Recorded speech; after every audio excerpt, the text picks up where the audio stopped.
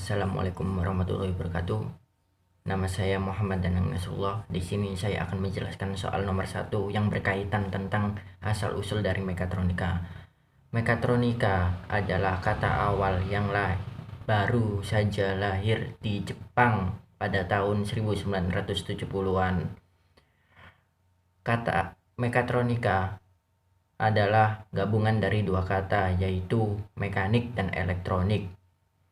Sekarang ini sering terlihat barang-barang mekatronika seperti robot, mesin bubut, printer, AC, kamera digital, dan lain-lain. Persamaan dari barang-barang mekatronik ini adalah objek yang dikendalikan adalah gerakan mesin.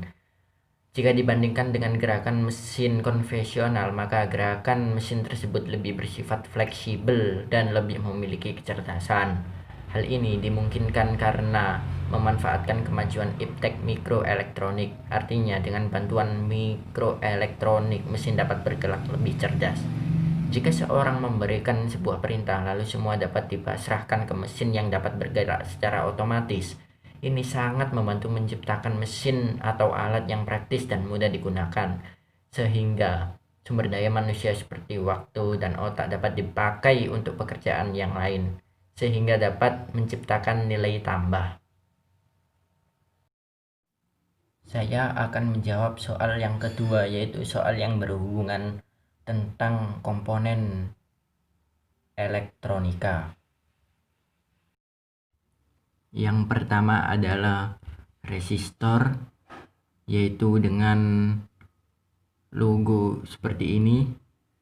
Itu berfungsi untuk menghambat dan mengatur arus listrik dalam suatu rangkaian.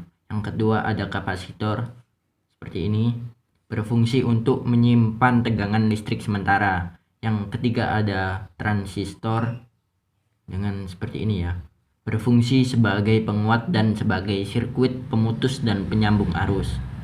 Yang terakhir ada induktor, ini berfungsi untuk memblokir arus searah dan meneruskan ke arus DC. Saya akan menjawab soal yang ketiga, yaitu soal yang berhubungan tentang apa sih kaitannya robotika dengan mekatronika itu.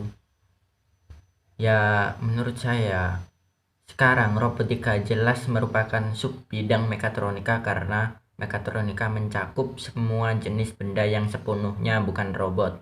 Hal-hal seperti peredaman getaran aktif, hidrolika elektroaktif, dan banyak hal otomasi industri termasuk dalam kategori ini. Jadi robotika adalah moniker yang lebih spesifik. Ini masih tidak terlalu spesifik, tetapi lebih spesifik. Saya akan menjawab soal nomor 4, yaitu tentang penjelasan seperlunya mengenai keterkaitan ketiga bagian, yaitu input, proses, dan output pada microwave, pompa air otomatis, dan smartwatch. Yang pertama ada microwave. Input dari microwave adalah sensor atau tombol yang diproses menjadi listrik dan dikeluarkan menjadi energi panas. Yang kedua ada pompa air otomatis.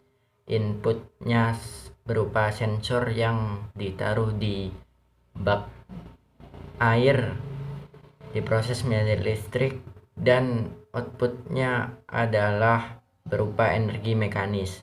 Yang ketiga ada smartwatch. Inputnya adalah bisa berupa sensor atau tombol yang diproses menjadi energi listrik dan dikeluarkan atau output menjadi getaran, cahaya, bunyi pada layar smartwatch. Saya akan menjawab soal yang kelima, yaitu tentang 3 contoh sensor, cara kerja, fungsi, dan pengaplikasiannya. Yang pertama sensor cahaya yang berfungsi untuk mengubah sinar matahari atau cahaya menjadi arus listrik DC. Cara kerja sensor memiliki sistem dan proses kerja yang sama, yakni dipengaruhi oleh terminal output.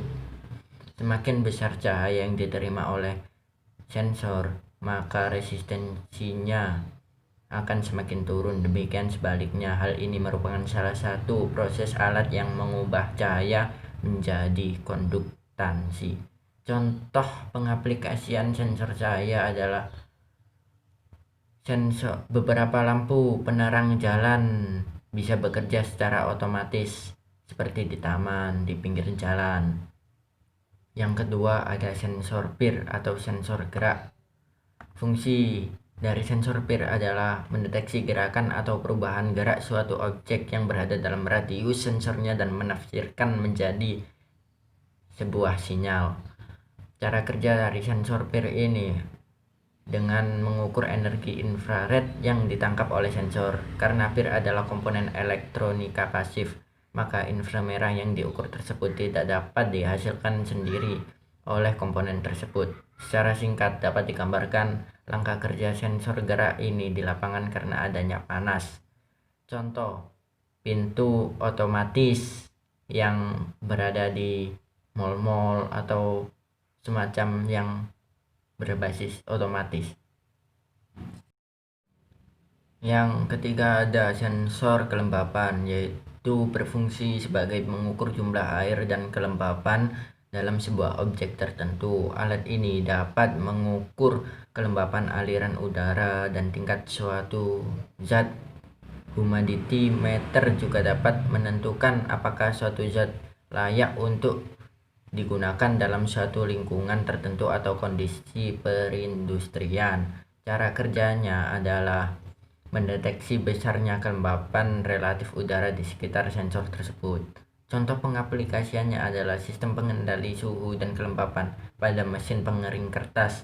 Pada prinsipnya, cara kerja sensor ini adalah mendeteksi besarnya kelembapan relatif udara di sekitar sensor tersebut. Saya akan menjelaskan soal nomor 6, yaitu tentang salah satu aktuator yang sering digunakan adalah motor. Sebutkan dan jelaskan perbedaan beberapa jenis motor yang ada di pasaran. Perbedaan motor AC dan DC di pasaran yaitu motor AC berisi komponen yang memberikan arus bolak-balik, sedangkan motor DC beroperasi dari daya arus searah tidak bolak-balik dan mesin yang diaktifkan secara mekanis.